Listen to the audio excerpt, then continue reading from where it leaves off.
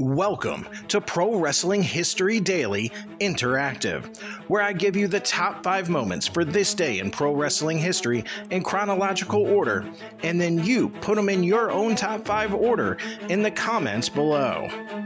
Don't forget to like, share, and subscribe, and without further ado, let's get our wrestling nerd on.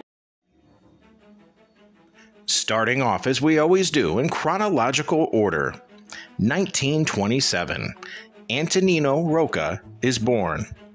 As a soccer and rugby player, when he moved to Argentina before World War II from Italy, Roa was known for his unique, acrobatic, off-the-ground, flying wrestling style. He began his American professional wrestling career in the late 1940s in Texas. He had been trained by former world heavyweight champion Stanislaus Zbyszko in Argentina.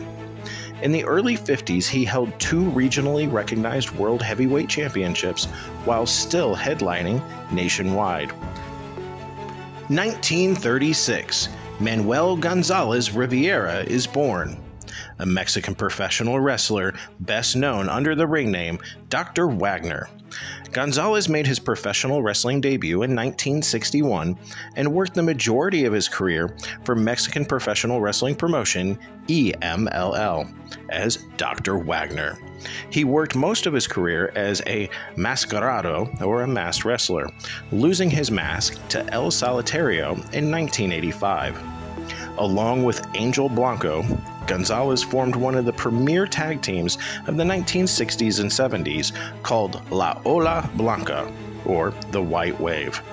One of his sons works as professional wrestler Dr. Wagner Jr., and another son wrestled as Silver King until his death in 2019. One of his grandsons made his wrestling debut in 2009 under the name El Hijo de Dr. That next year, in 1937, Stan the Man Stasiak is born. He's best known for his appearances in the Worldwide Wrestling Federation in the 70s, where he won the WWF Heavyweight Championship in 1973, ending the nearly 3-year reign of Pedro Morales. Making the leap all the way to 1990, the US-Japan Wrestling Summit was held at the Tokyo Dome in Tokyo, Japan, before 53,742 fans. This was a joint event featuring talent from All Japan and the WWF. Some matches saw Tito Santana and Jimmy Snuka defeat Masafuchi and Kenta Kobashi, when Snuka pinned Fuchi. An amazing 20-minute draw between Tiger Mask, Matsuhiro Misiwa underneath the mask, and Bret Hart. And of course, the main event saw Hulk Hogan pin Stan Hansen. And last, but certainly not least, 1997. ECW's very first pay-per-view event, Barely Legal, takes place before 1,170 fans at the ECW Arena in Philadelphia, Pennsylvania. The main event sees Terry Funk pin ECW World Heavyweight Champion Raven with a roll-up after Tommy Dreamer DDT'd Raven to win the belt. This ended Raven's second reign and began Funk's second. And those were your top 5 moments for this day in pro wrestling history. What's your number 1? Is it one of our birthday boys?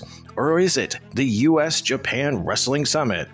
Or, my personal, the very first ECW pay-per-view, Barely Legal. I look forward to seeing your top 5 in the comments below. Till next time, take care of yourself and each other.